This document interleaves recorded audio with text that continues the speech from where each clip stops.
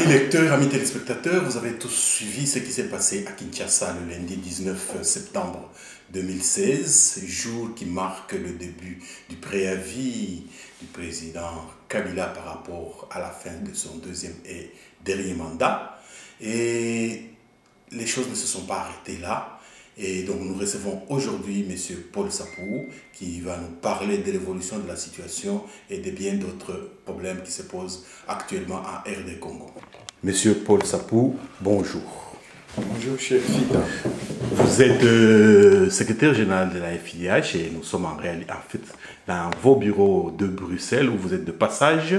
Est-ce que vous pouvez nous donner un peu l'évolution de la situation en RD Congo par rapport à ce qui s'est passé hier et si possible par rapport à ce qui pourrait se passer?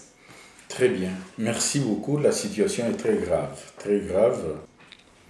Depuis hier, la situation qui prévaut à Kinshasa en particulier et en général sur l'ensemble du territoire national est très préoccupante en ce sens que la marche suivie des sit-ins devant la CENI, la commission électorale, qui avait été autorisée sur papier, mais en réalité, toutes ces marches, toutes ces manifestations pacifiques ont été réprimées, ont été dans le sang, réprimées dans le sang, et nous déplorons vraiment des pertes de vies humaines par des exécutions sommaires qui ont été opérées, réalisées par les éléments de la garde républicaine, en tenue pour la plupart, en tenue policière hier. À ce jour, nous dénombrons pas moins d'une centaine, je dis bien pas moins d'une centaine de victimes, de civils qui ont été tués, qui ont été exécutés de façon sommaire. Et au fait, nous avons compris le jeu et comment le régime avait infiltré les manifestants depuis déjà 2 heures du matin d'hier. On a vu les mouvements de déploiement sur les grandes artères. On a vu comment ils ont arrangé le fait qu'ils devraient provoquer des exécutions et faire couler le sang afin de pouvoir intimider la population tout au long de la journée d'hier. Et aujourd'hui, nous déplorons, il y a même des cadavres que l'on est en train de constater sur le fleuve Congo, de l'autre côté du Congo-Brazzaville. Il y a eu un massacre, et ce massacre continue à être perpétré à l'heure qu'il est par, cette fois-ci, les éléments, je dis bien les éléments de la garde républicaine, qui ont troqué leur uniforme, qui ont occupé l'espace, qui vont de porte en porte, où ils sont la désolation, où ils procèdent à des arrestations arbitraires, etc. Ils sont là, présentement à l'heure qu'il est, aujourd'hui mardi. Alors, nous avons compris les jeux, que voilà, ils sont déterminés à se maintenir au pouvoir, à préparer une sorte d'état d'urgence à mettre en place, même en violant la Constitution, puisque normalement c'est le Congrès qui l'autorise, l'État qui autorise l'état d'urgence. Ils vont peut-être aller jusque-là. Voilà la situation à l'heure qu'il est. Donc les massacres des populations civiles sont en train d'être commises à l'heure qu'il est en République démocratique du Congo. Voilà ce qui est de la situation du Congo-Kinshasa. Alors, je voulais ici profiter de votre média pour lancer un appel solennel à tous les fils et filles de cette terre que l'on appelle la République démocratique du Congo, Zaïre, Congo, Kinshasa, de se mobiliser partout. Toute cette communauté, cette diaspora, mobilisez-vous.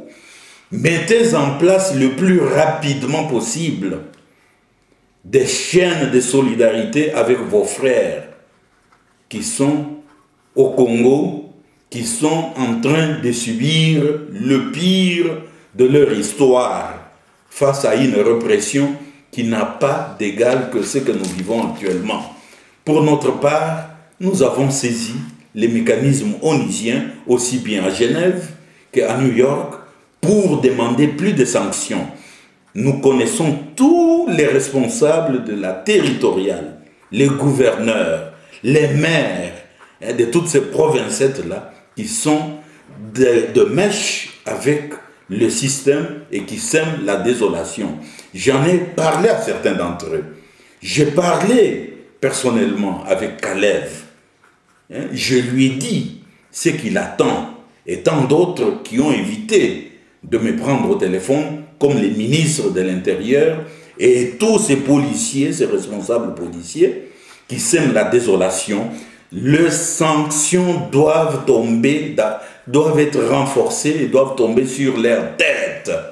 Ils n'iront nulle part. S'ils pensent qu'ils peuvent aller se réfugier en Afrique du Sud, nous y sommes et nous demandons à la communauté congolaise vivant en Afrique du Sud d'être éveillée. Et nous demandons également la solidarité des autres peuples africains qui vivent en Afrique du Sud. Il faut arrêter cette descente en affaires, puisque c'est que ce monsieur veut, c'est l'implosion, c'est la politique de la terre brûlée, l'implosion de la RDC, dont les conséquences ne vont pas du tout l'épargner. Et partant, aujourd'hui, nous avons affaire à un problème qui relève de la sécurité et de la paix au niveau tant de la sous-région de Grand Lac, de l'Afrique centrale et de toute l'Afrique, mais au niveau de toute l'humanité. Voilà pourquoi je reviens encore à ma demande.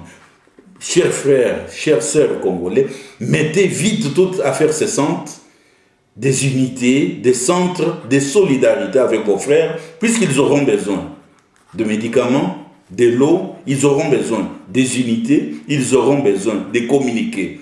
Il faut le faire vite, il faut soigner les blessés, car cette lutte arrive pacifique, arrive presque au bout. Ce que nous vivons là, ce sont, si vous voulez, les relents d'un pouvoir, d'un régime finissant qui est autoritaire. Moi, votre frère, j'ai beaucoup combattu les dictatures en tant que défenseur des droits de l'homme.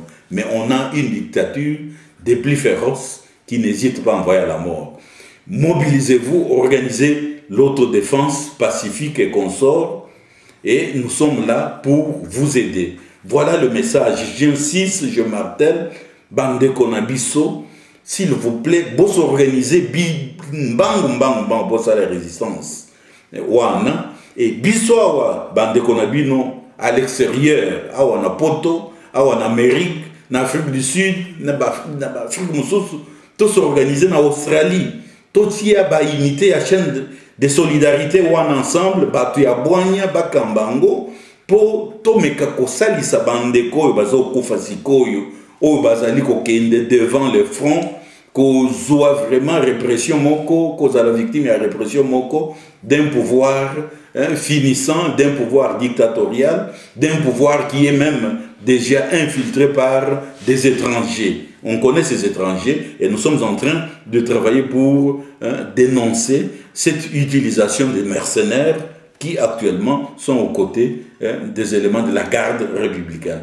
Merci à Bruxelles, nasengi bao nyos ba leader nyos tout structure nyos basanga na noki ba contacter Cheikh Fita Info en live pour organiser le Rwanda. Je suis très pris, très occupé. Peut-être que lobby beaucoup monangai les ressources na New York ou ailleurs kaka pona likamboya mabele pona likamboya mboka na biso. Voilà, na beleli makasi, tout s'organiser noki. Déjà ce soir, chaque pays doit s'organiser pour attirer ma chaîne de solidarité ou en marche, en fonction, de sorte que l'action est salama na bamboka et sikatozali, en même temps chaîne wana est salama et chaque unité, il y a solidarité et zala na moi cellule de crise pour épée sakaba information au jour, à l'heure H, à la minute M, à la seconde près. Voilà le message na lingaki ko pesa bino yango wana lelo. Merci.